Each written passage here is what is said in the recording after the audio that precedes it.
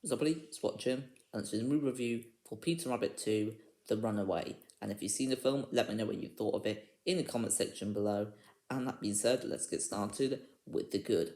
So we'll start off with the story. It wasn't anything too unique. I think it's something I've seen a few times before in kids' movies, but I did still enjoy the story. Um, I haven't really got too much else to really say about it. It wasn't too complex. And now let's move on to the characters. I thought the characters were pretty good in my opinion. I thought they all had great relationships with each other, and they were already developed quite nicely in the first film. I thought they were developed even more in this one, which I liked. Um, I thought it was funny than the first film, but it wasn't like hilarious. But there were a few jokes that definitely put a smile on my face.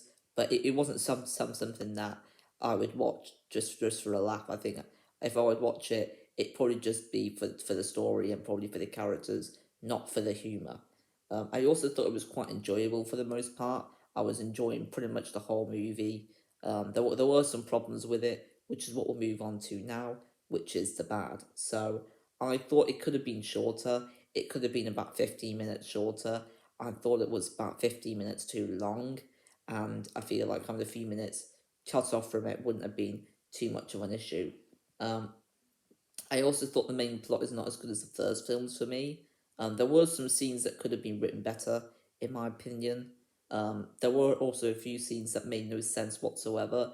I felt like the other one wasn't very realistic, but it's a lot more realistic than this one. Um, and overall, I recommend this film for people who like the first Peter Rabbit and for the people who like family movies. And I'd rate it a 7 out of 10. I'd probably rate the first Peter Rabbit maybe a 7 as well, but I think I do prefer the first Peter Rabbit. I thought had a better main plot. But that's pretty much all I'm going to say for this movie review for Peter Rabbit 2, The Runaway.